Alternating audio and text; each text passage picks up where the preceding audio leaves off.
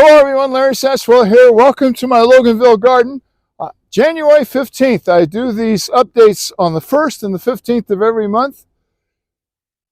Really kind of pleasant out here this morning. It's about 38 degrees, but we're in for some of that cold weather the rest of the country is getting. This week we expect to get some temperatures in the teens at night. Up until this point, our tunnel has been working great. But I'm really thinking I'm going to lose my lettuce and radish and carrots in here when it dips down to about 16 on Wednesday night and then 12 or so on Thursday night. In anticipation to that, I've put up my frame. I'll be taking the black plastic off of both of those beds and putting a double layer over here.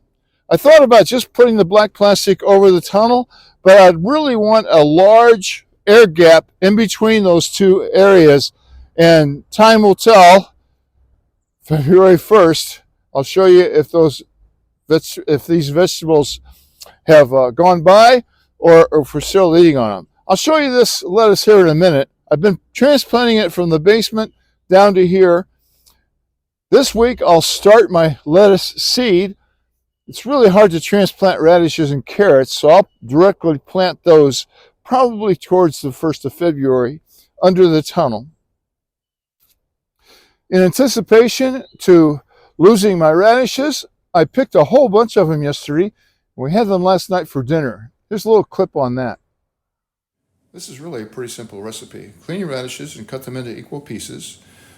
In a bowl, we added some avocado oil, about a tablespoon, some sea salt, some black pepper, some dried chives. You cook them for about 10 minutes at 425, and then add garlic and cook them for another 10 minutes or until tender. Put them on the plate and enjoy. It was a great dish. So a quick peek under the plastic here. You can see my Chinese cabbage back there is doing great. We've been eating off of this lettuce at least once a week, and it's all doing pretty well right here. We'll see if we get another chance to harvest some lettuce out of here next week. And if not, we'll just use it from the lettuce in the basement. My nicotina plants right here, let me zoom in on that. My nicotina plants right here are looking a little poorly, as is this foxglove. I'm going to put some frost cloth over it. I don't anticipate it doing a lot.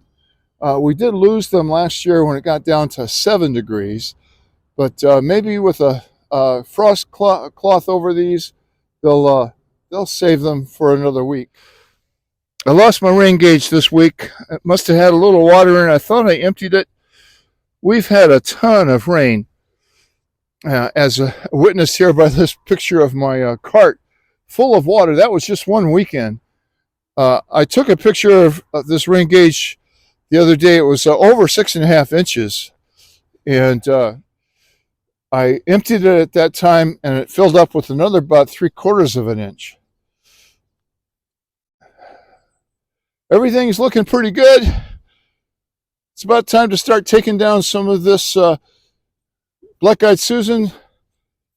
Everything else will stay. The birds have been enjoying this echinacea, and these are actually zinnia plants right here. They've been eating those seeds. I see them down here all the time.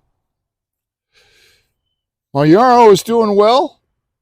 Everything's looking pretty good for this time of year. This will all come off in the spring.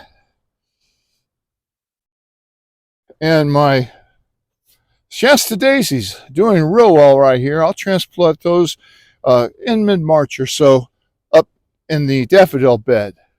Speaking of the daffodil bed, let's take a look up there. There's some movement up there. I know it's kind of hard to see, but there's a lot of robins out there on our grass area for the horses looking around. It's that time of year.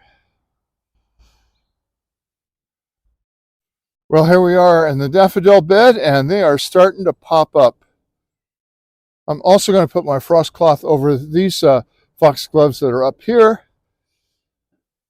I finally took away the flags and put some pine straw, what we call pine straw here in the south, over my burpee bed. I may have put a little too much on. I may have to take some of this off. But nothing has popped up through there yet. But that's the section I'm going to be looking for. 100 days of bloom. Nothing coming up in my bulb lasagna yet. But I did take a chance the other day. Every store I've been in has all of their flower seeds out, and including the Dollar Tree. So the other day I took advantage and planted some of the wildflower mix in these containers. As some of these seeds need cold stratification to germinate.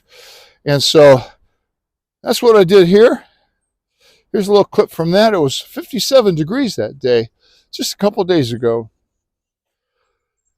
Well, this is a suggestion from Pine Tree Seeds, or Super Seeds is their webpage. I have a couple of milk cartons here. Actually, these are water cartons. We normally don't get milk in gallon containers since it's just the two of us at home here. But I simply cut around 3 sides of them to make a little opening like that. And I've got some potting soil here, some starting soil, a little bit more. And I've also cut a couple slots in the bottom. Now this is called winter seeding, and I'm taking advantage of this 56-degree day here. I got this at the Dollar Tree just a few minutes ago.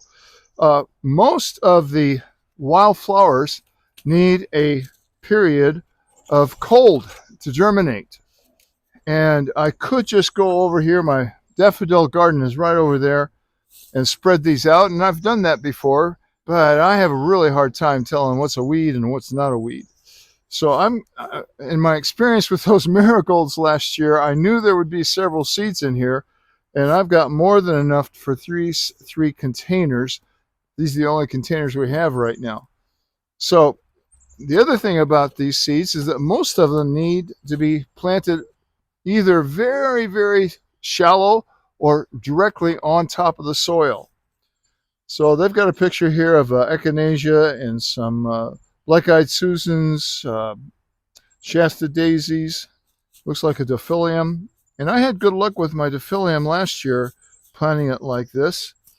And this way I'll be able to tease these out of here in the spring. Boy, those look like poppy seeds. And instead of guessing, assuming that burpees has sterilized their soil, instead of guessing that it's a weed or a flower, I'll know that I've got a pretty good chance of it being a wildflower. And I intend on adding those to the daffodil bed as soon as spring breaks here. Oh, I've got lots more than I need.